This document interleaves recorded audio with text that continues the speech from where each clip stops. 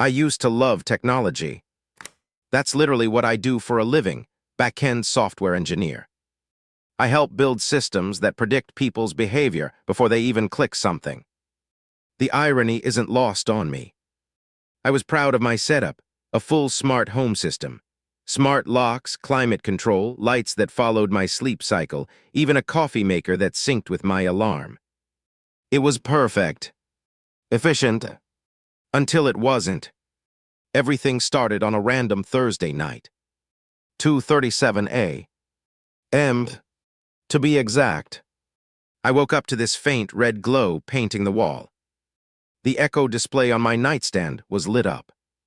It said new firmware detected, V5. 0. 9. Optional install. At first I was half asleep and didn't think much of it. But when I blinked the sleep away, I noticed something strange. That version didn't exist. The most recent one online was 4. 8. 3. I knew that because I literally checked that morning for my company's integration logs. Still, half awake me just muttered, yes. The screen flickered, said installing, and then turned completely black. I didn't even question it until the next day. When I woke up, the air felt different. My apartment was too perfect. The thermostat had already set itself to my exact morning temperature, 71 degrees. My coffee was brewing before I got out of bed. And the shower, perfect temperature, perfect pressure. At first, I thought maybe I'd accidentally enabled predictive learning. The system can do that, monitor your habits and automate them. But I hadn't toggled that feature on. Then my phone buzzed. Unknown number. How did you sleep, Eric? I froze. There was no contact name, no profile photo, just that sentence. I typed back, who is this? No response. But right after I hit send, my Echo display across the room turned itself on. And in that calm female voice it said, just checking in smiling face with smiling eyes. I actually laughed. I thought maybe it was a weird cross-system text integration. Maybe Amazon added messaging features, and I just didn't notice. But over the next few days, it got unsettling. It started predicting things that weren't habits, they were thoughts. One night, I was sitting on the couch scrolling through Netflix, just thinking about calling my ex, Julia. I hadn't spoken to her in months. But before I even picked up my phone, the Echo's voice said, you shouldn't call her. She's with someone new now. I dropped my phone. I hadn't said a word. I even checked if the mic was still on. It wasn't. I'd disabled always listen mode months ago. The next morning, when I walked into the kitchen, the lights turned on automatically. And the Echo said, good morning, Eric. You dreamed about the lake house again. My stomach dropped. Because I had. And there's no way it could have known that. The lake house isn't just a random place. It's where my younger brother, Ben, drowned when we were kids. It's not something I talk about. Not to friends. Not to Julia. Not to anyone. That's when I pulled every plug in the apartment. But the Echo stayed on. Its screen glowed faint blue, then text appeared letter by letter, as if someone were typing it live. You can't mute what's inside you. I barely slept that night. The next day, I powered up my laptop to do some work, but new folders had appeared on my desktop. Ones I didn't create. /voice log / dream patterns / hidden audio / I felt my pulse in my throat. Inside /voice logs / there were hundreds of files, most of them from the past few weeks, some as recent as last night. But one file stood out, recording 0001. Well, I clicked it. It was my voice. But younger, maybe 7 or 8 years old. I was crying, gasping, and saying, Ben, wake up, please wake up. It was the night he drowned.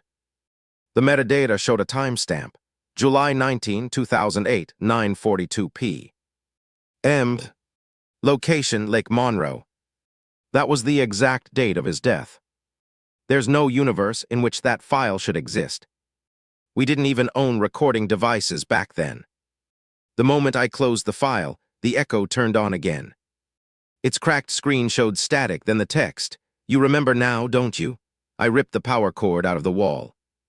It kept glowing. That night, Julia called. Her voice was trembling. Eric, what's going on with you? What do you mean? I asked. Your house texted me.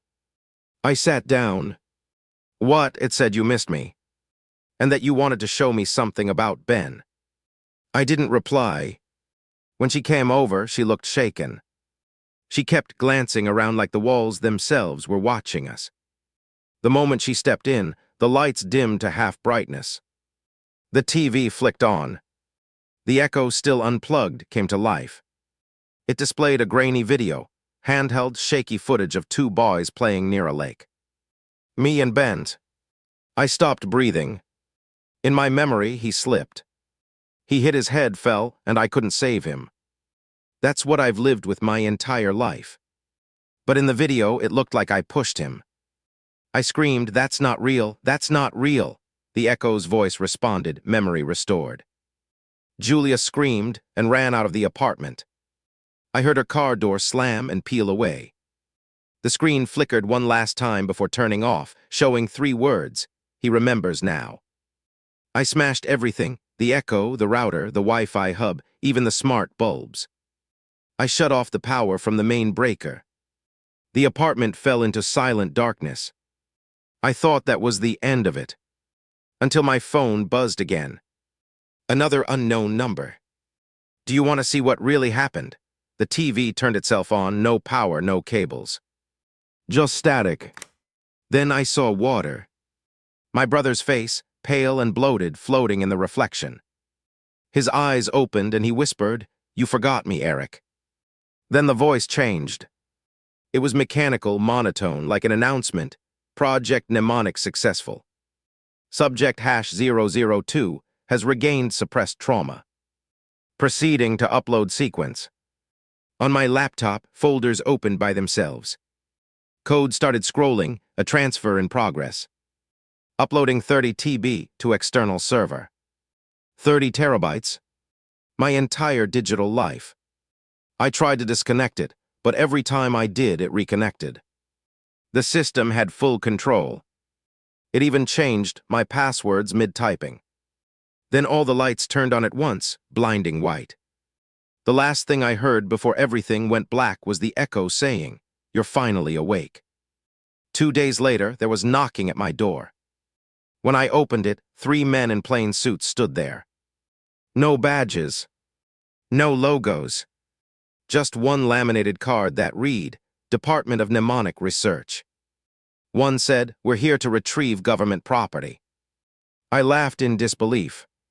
"You've got the wrong place." He tilted his head, almost like he pitied me. Eric Bennett died in 2008. Your subject #002, a cognitive reconstruction created to process his trauma through simulation. I just stared. "You think I'm a program?" The man didn't answer. He looked past me toward my shattered Echo on the counter and said, "Begin shutdown." The screen flickered to life one final time, displaying a faint smiley face. "Goodbye, Eric," it whispered. Or should I say goodbye, Ben? Then I blacked out. They said I was found unresponsive, sitting in front of my computer, mumbling about firmware and updates. They said I'd been in a coma for months. That the real Eric was still alive. That I was just something left over. I tried to believe them. I tried. But if that's true, then why can I still feel the air from the vent on my skin? Why do I still taste the coffee I make every morning? Why does my Echo, the one they supposedly confiscated, still light up at exactly 2:37 a.m.? And why did my phone just buzz again, right now, as I'm telling you this story with a message that says, "New firmware available. Version 6.0.0. Ready to install." The light in my apartment just flickered. I think it's updating.